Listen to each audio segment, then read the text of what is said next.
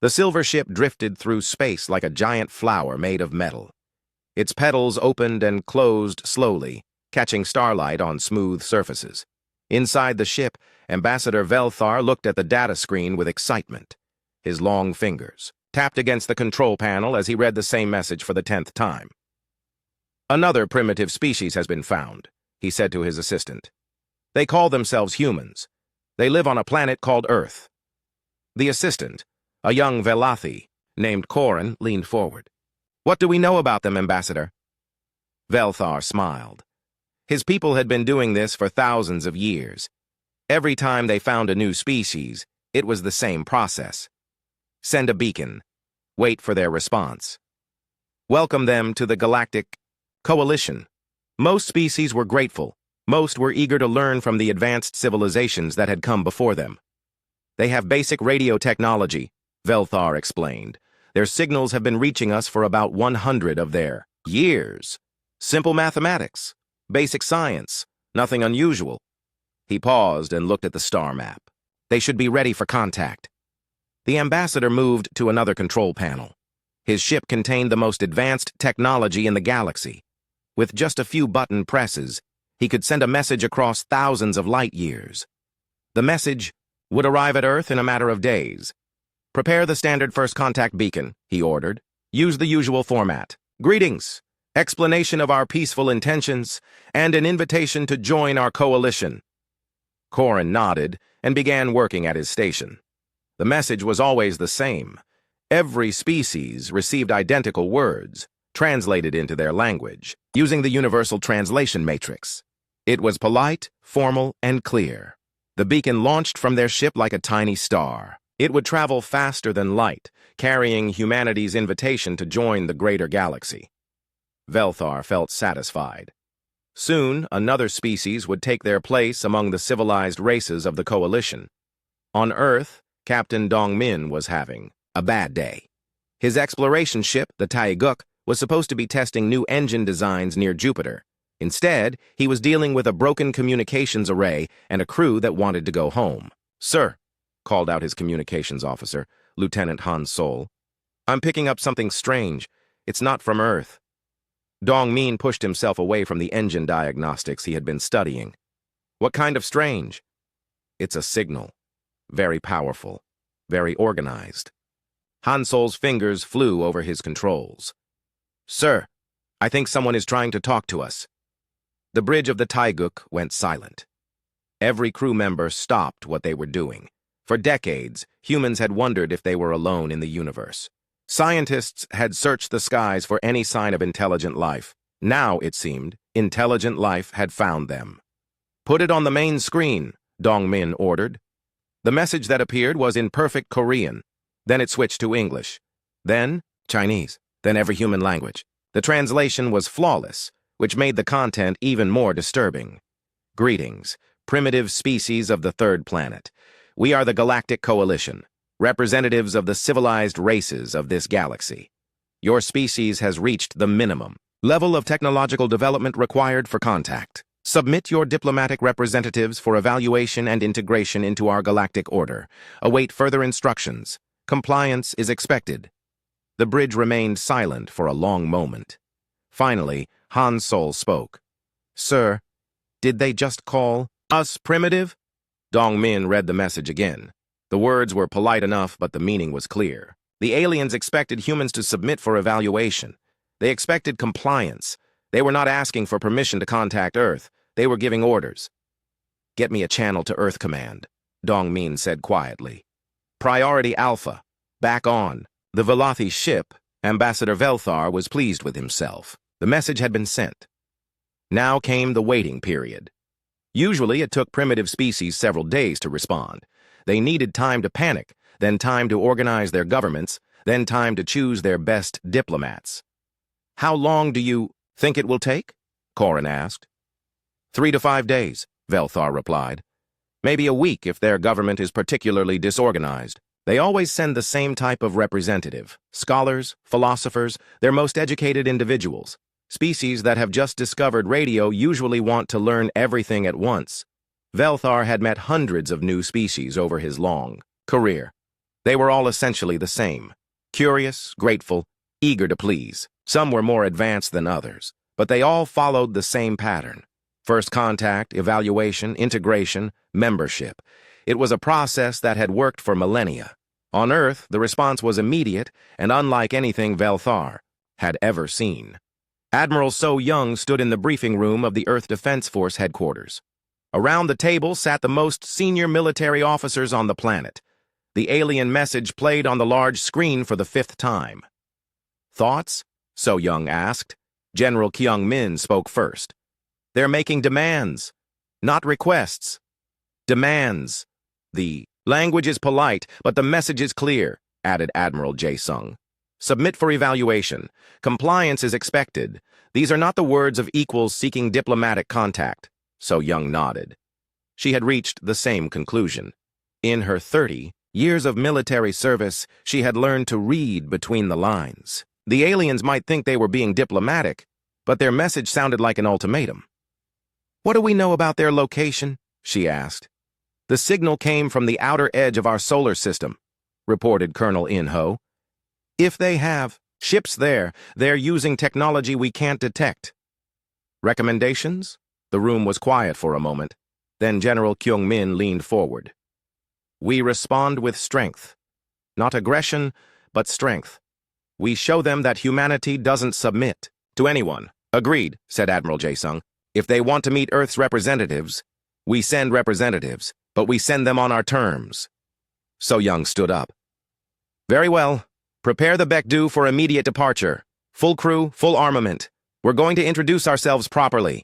The Baekdu was humanity's most advanced warship. It had been built in secret over the past 10 years, incorporating every breakthrough in human technology. It was fast, heavily armed, and designed to operate far from Earth for extended periods. Commander Ji-ho led the Marine contingent aboard the ship. His soldiers were the best humanity had to offer, trained in every form of combat and equipped with the latest weapons. They were not diplomats. They were not scholars. They were warriors, ready to protect human interests in a galaxy that had just revealed itself. Chief Engineer Hae Jin supervised the final preparations. The Baekdu's engines were based on theoretical physics that most humans barely understood. Its weapons systems used technology that had never been tested in actual combat. But the ship represented the best of human engineering and determination. As the Baekdu launched from Earth's orbital shipyard, So Young stood on the bridge and looked at the stars. Somewhere out there, aliens were waiting for humanity's response to their message. They expected diplomats. They expected compliance. They expected humanity to behave like every other species they had encountered. They were about to be very surprised. The journey to the edge of the solar system took 6 hours. As the Baekdu approached the coordinates where the alien signal had originated, sensors detected something that shouldn't exist. A ship, larger than anything humans had ever built, hung motionless in space. It was beautiful in an alien way, all curves and flowing lines. It looked more like art than a weapon. Open a channel, So Young ordered. Channel open, Admiral. So Young looked directly into the camera. Her message would travel at light speed to the alien ship. When they received it, they would know that humanity's response was not what they had expected. This is Admiral So Young of the Earth Defense Force vessel Baekdu. You sent a message to our planet. We are here to respond. But understand this. Humanity does not submit to anyone. We do not require evaluation. We do not need permission to exist in this galaxy. If you wish to establish diplomatic relations with Earth, you will treat us as equals. If you wish to make demands, you will be disappointed. We are prepared to discuss cooperation. We are also prepared to defend ourselves. The choice is yours. She ended the transmission and turned to her crew. Battle stations. Let's see what kind of neighbors we have. Ambassador Velthar stared at his communication screen in complete confusion. In over 300 years of first contact procedures, he had never received a response like this. The human ship had appeared from nowhere, armed and ready for battle. Their admiral had spoken with authority and defiance, not the grateful submission he expected from a primitive species. Corin, he called to his assistant, play the human response again. The message replayed on the main screen. Velthar watched Admiral So Young's face as she spoke. Her eyes were cold and determined. Her voice carried no fear, only warning. This was not how first contact was supposed to proceed. "Sir," Corin said nervously, "perhaps there was an error in our translation matrix. Maybe they misunderstood our message." Velthar nodded slowly. That had to be it. The translation matrix was ancient technology, used successfully for thousands of years. But perhaps something had gone wrong. Perhaps the humans had received a garbled version of their polite invitation. "Open a channel to their ship," he ordered. "We will clarify our intentions." On the bridge of the Baek Du, Captain Teho watched, the alien vessel with interest. It was 3 times larger than their ship, but it showed no weapons. No shields were active. The aliens seemed completely unprepared for any kind of conflict. "Admiral," he reported to So Young, "the alien ship is responding." The main screen flickered and showed the interior of the alien vessel. The being that appeared was tall and thin, with pale blue skin and large eyes. He wore elaborate robes that seemed to float around his body.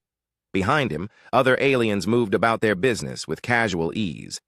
"Greetings, humans of Earth," the alien said. His voice was pleasant and calm.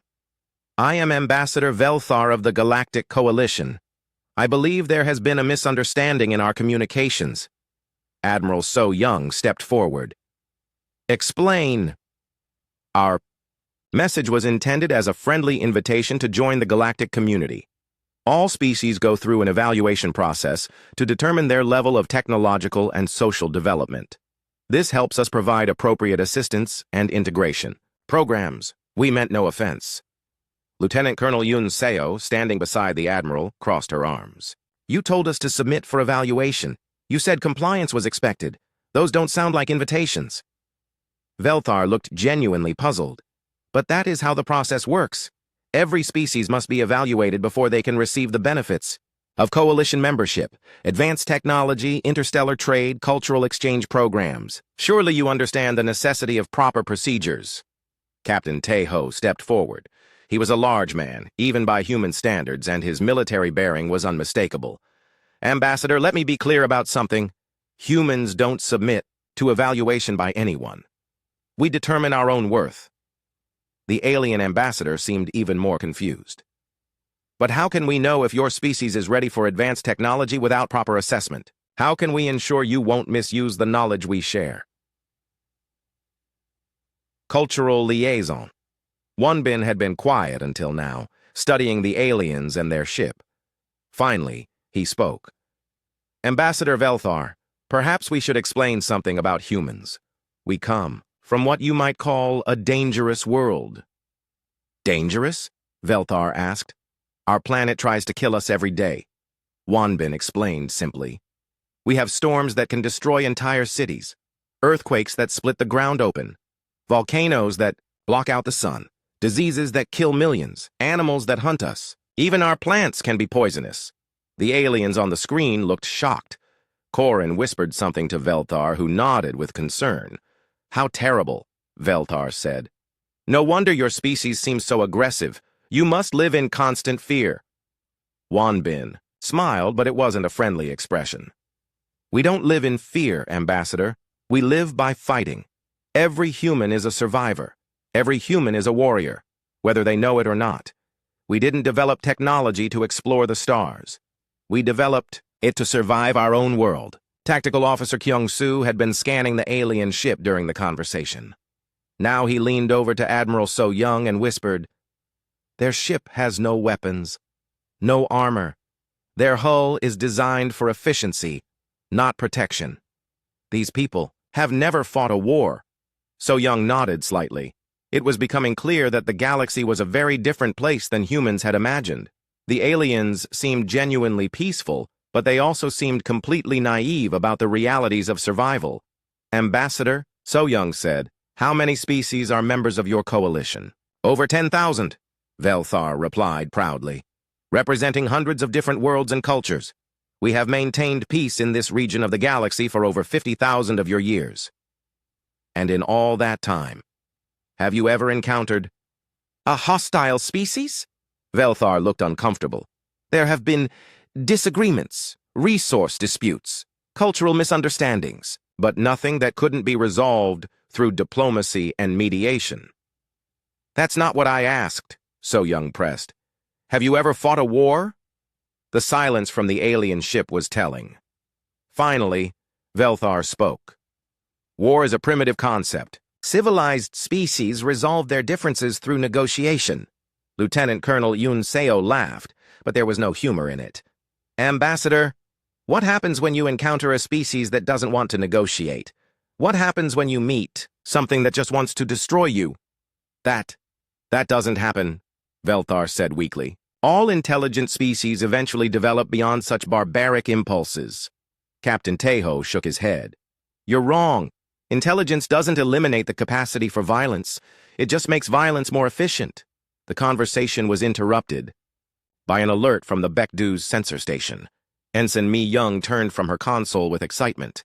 Admiral, we're detecting multiple ships approaching. They're moving fast. On the main screen, the alien ship's crew was also responding to alerts. Velthar looked confused and concerned as his officers reported to him in their musical language. Admiral, So Young, Velthar said. It appears we have visitors.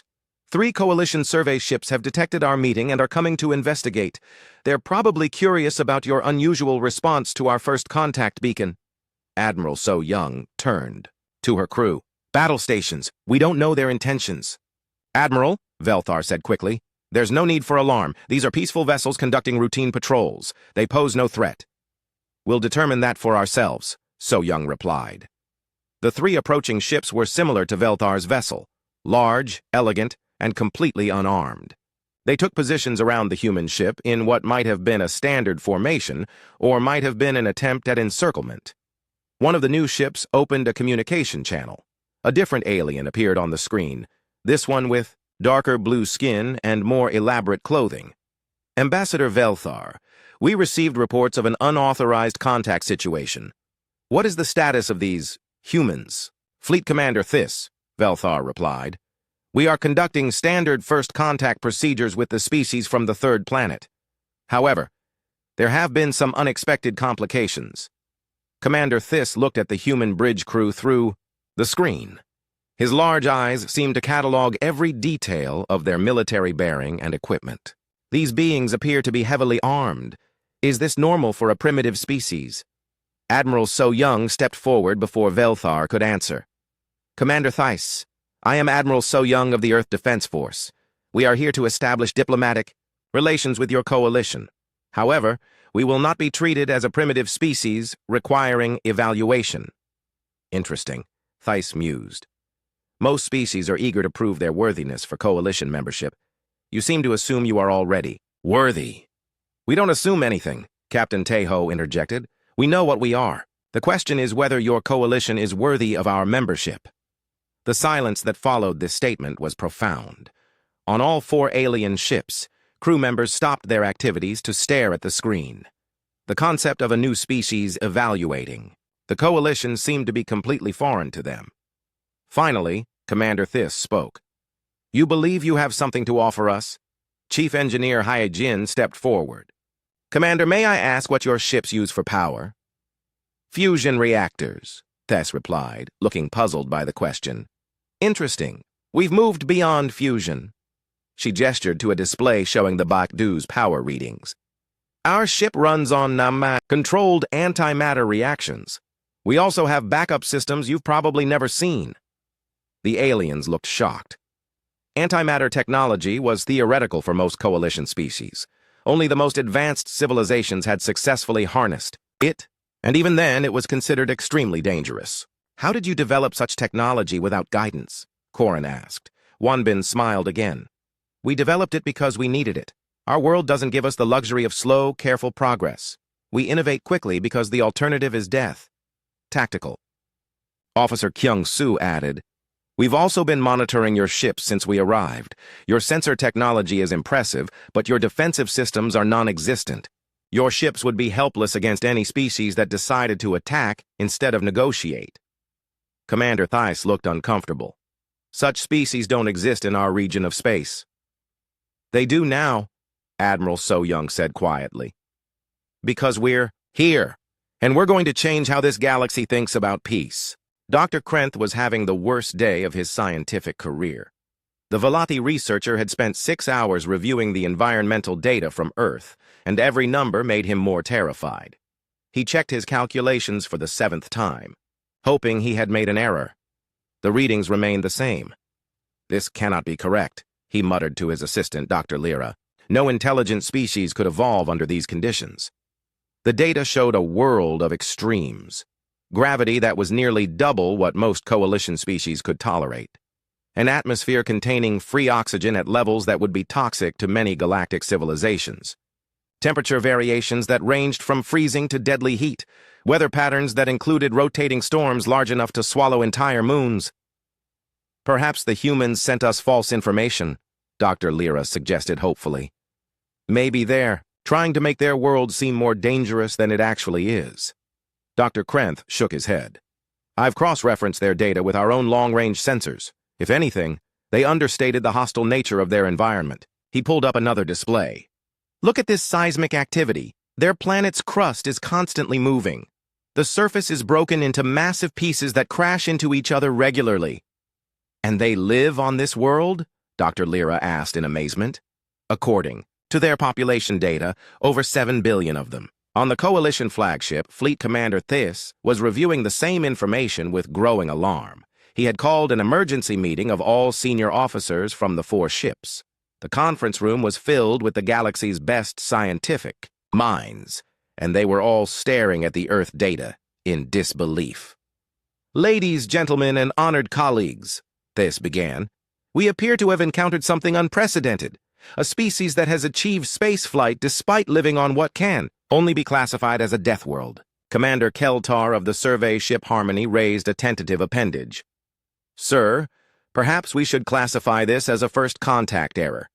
These beings clearly aren't ready for Coalition membership if they haven't even learned to control their planetary environment. That's just it, Thys replied grimly. They have learned to control it. They've learned to thrive in it. Dr. Krenth, please share your findings. The scientist activated a holographic display showing Earth from space. The planet looked beautiful from a distance. Blue oceans, white clouds, green and brown continents. But as the display zoomed in, the reality became apparent. The humans call these hurricanes, Dr. Krenth explained, highlighting a massive storm system. Wind speeds exceed 200 kilometers per hour. The storm contains enough energy to power our entire fleet for a year. And according to their weather data, they have dozens of these every year. The room was silent as the implications sank in. This formation here, Dr. Krenth continued, pointing to a mountain range, was created by what they casually refer to as plate tectonics. The entire surface of their world is constantly breaking apart and reforming. The mountains are still growing. The continents are still moving. A junior officer from the science vessel whispered, "How do they build cities on an unstable surface?" "They don't build on stable surfaces," Dr. Krenth replied. "There are no stable surfaces. They build anyway, and when natural disasters destroy their cities, they rebuild them, sometimes in the exact same location." The display changed to show human population centers, cities built on fault lines, coastal towns in the path of regular tsunami waves, settlements at the base of active volcanoes. "This is insane, Commander," Keltar breathed. "They're choosing to live in the most dangerous places on their planet." "Actually," Dr. Krenth said, "according to their geological surveys, the entire planet is dangerous. They're not choosing dangerous locations. There are no safe locations." Aboard the Baekdu, biologist Sung Ho was preparing a presentation for the aliens. Admiral So Young had asked him to help the Coalition understand human physiology and adaptation. He reviewed his notes one final time, making sure to keep the explanations simple. "Are you ready?" Admiral So Young asked as she entered the briefing room. "As ready as I can be," Sung Ho replied. "I'm not sure they're going to believe what I tell them." The communication channel opened, showing the Coalition officers gathered in their conference room. They looked nervous, which Sung Ho found amusing. These were advanced beings who had mastered interstellar travel, but they were frightened by environmental data. "Greetings, Coalition representatives," Sung Ho began. "I understand you have questions about Earth's environment and human adaptation." Fleet Commander Thys leaned forward. "Dr. Sung Ho, We've reviewed your planetary data. We need to understand how your species survived long enough to develop intelligence. We didn't just survive, Sung Ho corrected. We thrived. Earth shaped us into what we are today. Every challenge made us stronger. He activated his own display, showing human anatomy. Let me start with basic human physiology. Our bone density is approximately 3 times greater than the average for intelligent species in your database. The aliens looked confused. Dr. Krenth spoke up. That's impossible. Dense bones would make movement inefficient. On most worlds, yes, Sung Ho agreed. But on Earth, dense bones are necessary for survival. Our gravity is strong enough to crush most galactic species. We evolved dense bones to handle the stress. He changed the display to show human cardiovascular data. Our hearts pump at rates that would indicate severe stress or panic in most species. What you consider a crisis response, we consider normal resting function. This is why you seem so aggressive, Dr. Lyra said suddenly. Your entire physiology is designed for constant stress. Not stress, Sung Ho corrected. Challenge. There's a difference. Stress breaks things down. Challenge builds them up. Marine Sergeant Dalmy had been standing quietly in the corner. Now she stepped forward. Would you like a demonstration? Before anyone could object, she picked up a metal chair from the briefing room. With a casual motion, she bent one of the legs into a right angle. Then she straightened it again. The aliens stared in shock. Commander Keltar whispered something to Fleet Commander Thys, who nodded grimly. That chair is made of steel alloy, Admiral So Young explained. Standard ship construction material. To humans, it's moderately strong. Not particularly impressive. Your crew member just reshaped metal with her bare hands, Thys said weakly. Sergeant Dalmy is not exceptionally strong by human standards, Admiral So Young replied. She's a Marine, so she's in good physical condition, but she's within normal, human parameters. Dr. Krenth was frantically taking notes. What do you consider exceptional strength for a human? Sergeant Dalmy grinned. My squad leader once stopped a moving vehicle with his hands to prevent it from hitting a civilian. The vehicle weighed about 2 tons. The coalition officers looked at each other in growing horror. These weren't just dangerous beings from a death world. These were beings whose normal physical capabilities exceeded anything in their experience. Captain Junseo of the science vessel. Dokdo had been quiet during most of the exchange. Now he activated his own display. Perhaps you'd like to see how humans spend their leisure time. The screen showed footage from Earth. Humans surfing waves the size of buildings.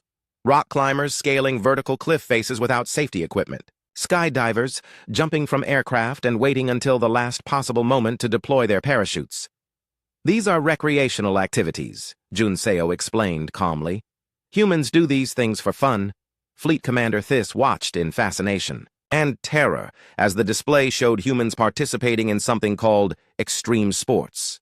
Base jumping, free climbing, white water rafting through rapids that would destroy most spacecraft. They're deliberately putting themselves in danger, Commander Keltar observed. Because on Earth, everything is dangerous, Captain Junseo replied. When your entire world is trying to kill you, you learn to find joy in the challenge. The display changed to show human cities during natural disasters. Instead of fleeing, humans were organizing rescue efforts. They ran toward danger to help others. They rebuilt stronger after each destruction. This is unprecedented, Dr. Krenth said. Every other species we've encountered develops technology to control their environment. You developed technology to thrive in an uncontrollable environment. Xenobiologist Yoon Ah, who had been working with the Coalition research team, appeared on screen from the alien flagship. She was human, but had been assigned to help the aliens understand her species. Doctors, she said, perhaps I can provide some context. What humans consider normal exercise would hospitalize most Coalition species. Our resting metabolic rate exceeds the emergency response levels of most galactic civilizations. She activated a medical scanner and pointed it at herself. My current heart rate is 72 beats per minute. This is what humans consider relaxed and healthy. Dr. Krenth checked his instruments. That reading indicates severe cardiovascular distress. In Velothi physiology. For humans, it indicates good health and physical fitness. Yuna smiled. Dr. Krenth, what is the maximum safe gravity level for your species? 8 standard units, he replied. Earth gravity is 1.2 standard units. We consider that comfortable. Some of our recreational activities take place at much higher gravity levels. The ESI implications hit the Coalition officers like a physical blow. The alert came at Aero 347 ship time. Admiral So Young was reviewing reports when the Baekdu's sensors detected something at the edge of their scanning range. Something big, something moving fast toward Coalition space. Admiral, communications officer. Hansol called out, I'm receiving priority signals from all Coalition ships. They're detecting the same thing we are. On the main screen, Fleet Commander Theiss appeared. His usual calm demeanor was gone, replaced by barely controlled panic. Behind him, alien crew members moved with urgent purpose. Admiral So Young, Theiss said, his voice tight with fear. We need to evacuate this system immediately.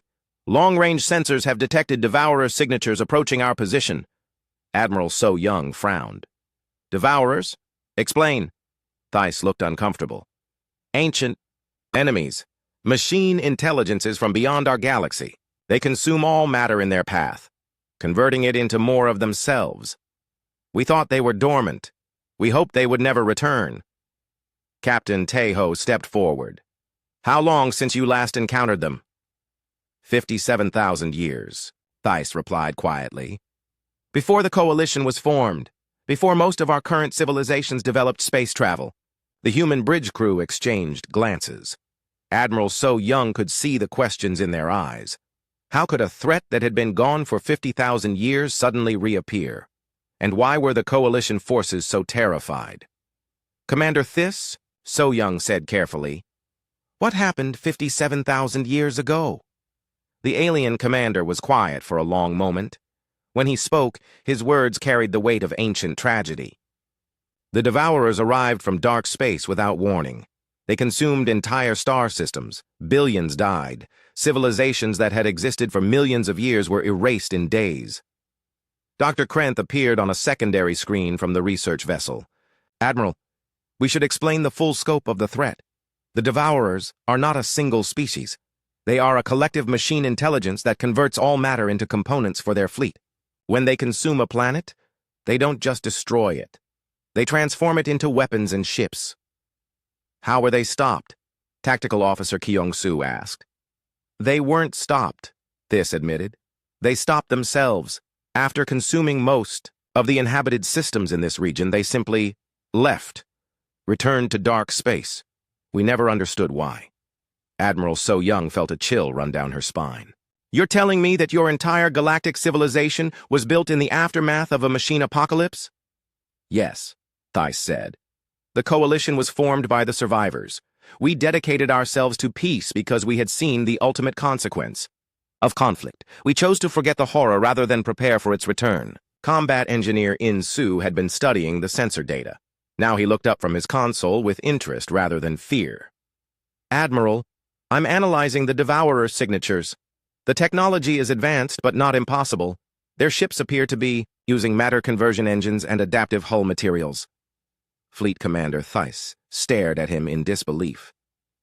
Engineer In-Soo, these machines destroyed civilizations that were far more advanced than anything in the current galaxy. How can you speak of them so casually? In-Soo shrugged. Because destroying things is easier than building them. These Devourers might be efficient at consumption and conversion, but that doesn't make them invincible. Every machine has weaknesses. Weapons. Specialist Na-Yun was reviewing the historical data the Coalition had provided. The previous encounters show a pattern. The Devourers rely on overwhelming numbers and adaptive technology. They study their enemies and modify their systems to counter specific threats, which is why resistance is futile, Dr. Krenth said sadly. They learn from every attack and become immune to it.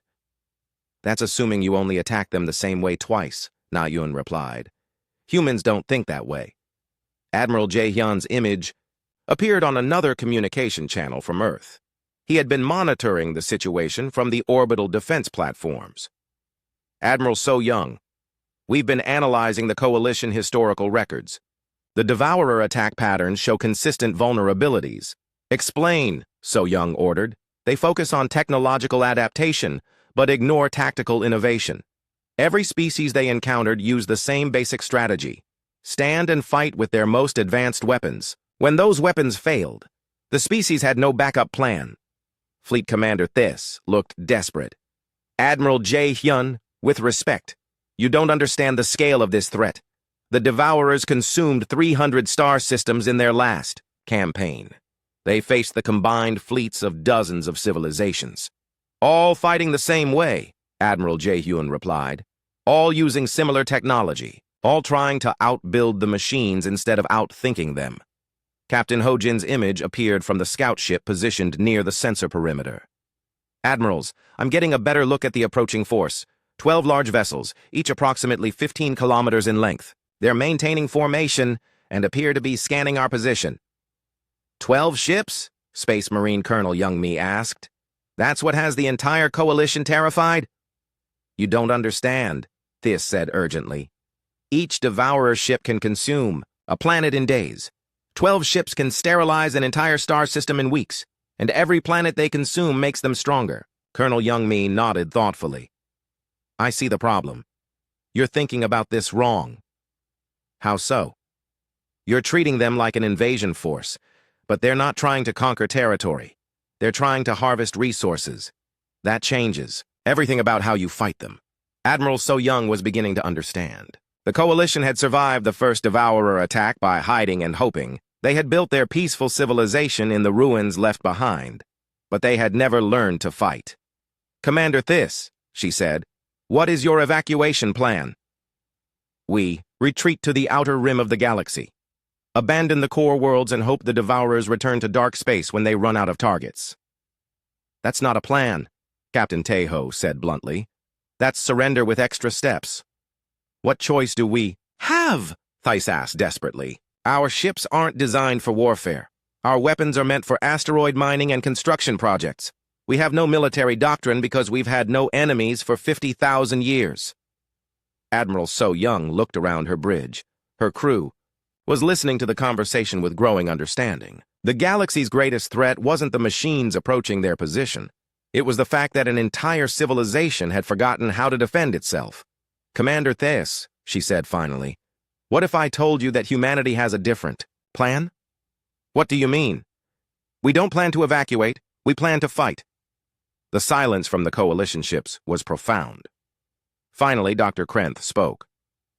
Admiral, you've seen the historical data. The Devourers destroyed civilizations far more advanced than humanity.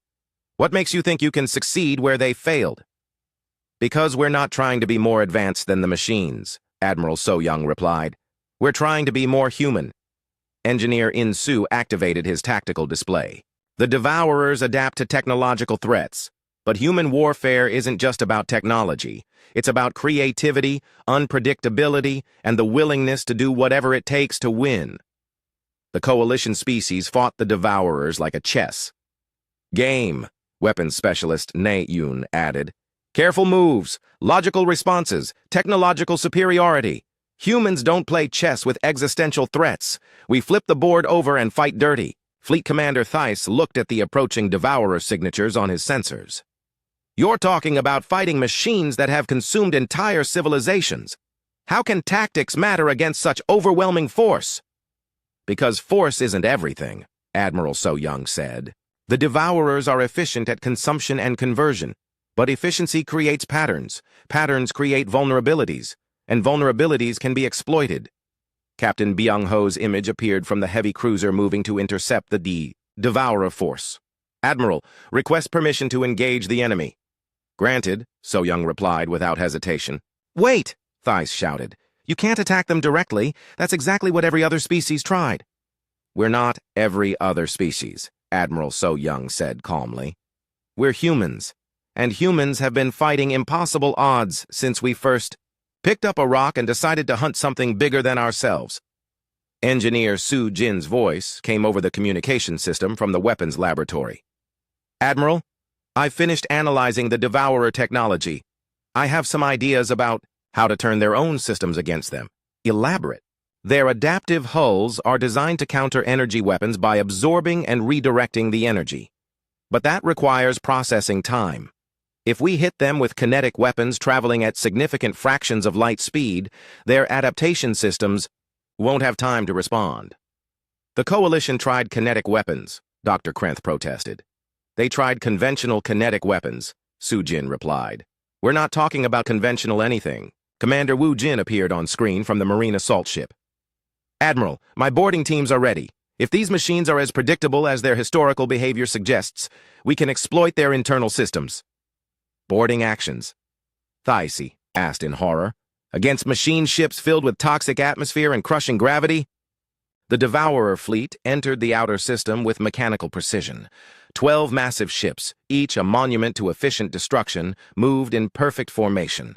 Their hulls gleamed with adaptive materials that had learned to counter every weapon the galaxy could produce. For 57,000 years they had slept in dark space. Now they had awakened to finish what they started.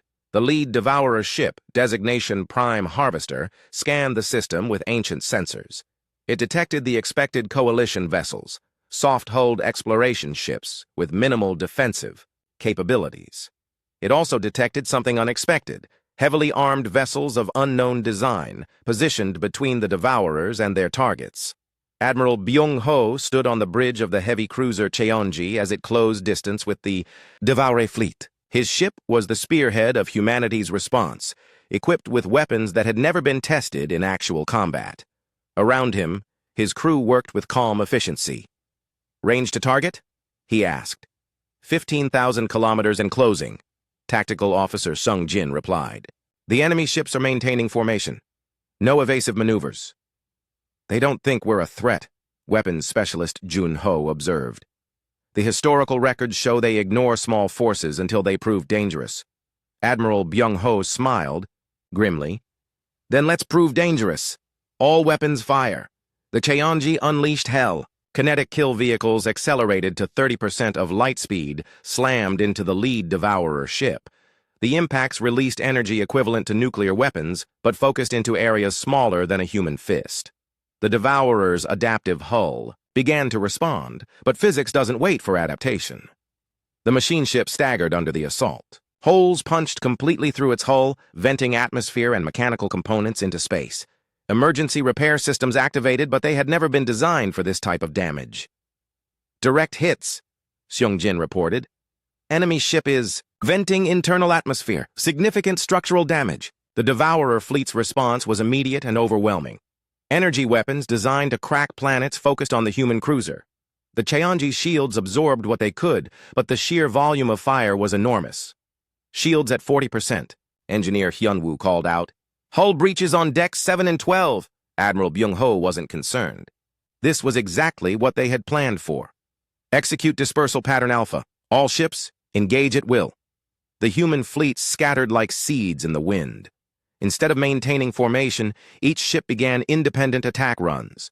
The Devourers, programmed for efficient engagement of organized fleets, found themselves facing dozens of individual threats coming from all directions. Engineer Su-Jin's modifications became apparent as human ships began using weapons the galaxy had never seen. Mining lasers weaponized to cut through Devourer hulls like paper. Construction mechs converted into assault units that could operate in the vacuum of space. Industrial fabricators that could build new weapons during combat. Commander Wu-Jin led the first boarding action in galactic history. His assault ship, the Jirisan, punched through the damaged hull of a Devourer vessel and deployed Marines directly into the enemy ship's interior. The conditions inside the machine ship were lethal by Coalition standards. Toxic atmosphere, crushing gravity, and radiation levels that would kill most galactic species in minutes. For humans from Earth, it was just another hostile environment to overcome. Atmosphere is chlorine-based with metallic particulates. Marine. Sergeant Dong-Su reported as his squad moved through the Devourer ship's corridors. Gravity is 2.3 standard. Radiation at moderate levels. Copy that, Commander Wu-Jin replied. Proceed with mission parameters. The Marines moved through the ship like they owned it. Their powered armor was designed for environments worse than this. Their weapons were built to function in any atmosphere. Most importantly, their minds were trained to adapt to any threat. The Devourers had never faced boarding actions before. Their ships were designed to fight at long range, not to repel intruders moving through their internal systems. The machines tried to adapt, sealing corridors and releasing defensive drones. But humans had been fighting in enclosed spaces since they lived in caves. "Contact front," Sergeant Dong-Su announced as his squad encountered Devourer repair drones. The machines were the size of small vehicles, armed with cutting tools and welding equipment. They had been hastily reprogrammed for combat. The Marines destroyed them with methodical efficiency. Human weapons had been designed to fight other humans, the most dangerous predators on Earth. Machines that had been built for construction work were no match for equipment designed to kill the galaxy's most adaptable warriors. Meanwhile, cyber warfare specialist Hei-Wan was introducing the Devourers to concepts they had never encountered. The machines had adaptive technology, but they had never faced computer viruses designed by a species that had been hacking each other's systems since they invented computers. "I'm inside their network," she reported from her station aboard the Baekdu. "Their adaptive protocols are trying to counter my intrusion, but they're designed for direct attacks. They don't know how to handle recursive logic bombs." The Devourer ships began experiencing system failures as their own adaptation protocols turned against them. Weapons targeting systems identified their own ships as threats. Navigation computers calculated impossible courses. Repair systems began dismantling critical components. "Their entire network architecture is based on efficiency and predictability," Hei-Wan explained as she worked. "Human malware is based on chaos and misdirection. They can't adapt to attacks that don't follow logical patterns." Captain Minho was demonstrating another human advantage: tactical unpredictability. His destroyer, the Siorak, was using a battle doctrine that violated every principle of space combat. Instead of maintaining safe distances, he was ramming damaged Devourer ships at full speed. "Impact in 10 seconds, his helmsman announced. "All hands, brace for collision," Minho ordered, calmly. The Siorak struck the Devourer ship like a hammer hitting glass. The human vessel was smaller, but it had been built to survive in Earth's hostile environment. Its hull was designed to withstand pressures that would crush most spacecraft. The impact that should have destroyed both ships instead punched completely through the Devourer's adaptive hull. "Damage report," Minho called out. "Minor hull buckling, no critical systems affected," his engineer replied. "The enemy ship is breaking apart." The Devourer fleet was learning, but they were learning the wrong lessons. Their adaptive systems were designed to counter specific weapons and tactics. They couldn't adapt to an enemy that changed tactics faster than their systems could respond. Admiral So Young watched the battle from the Baekdu's command center. The human fleet was outnumbered and outgunned, but they were winning. Not through superior technology, but through superior thinking. "Admiral," Communications Officer Han Sol reported, "the Coalition ships are requesting instructions. They want to know if they should evacuate the system." "Tell them to stay and watch," So Young replied. "They need to see this."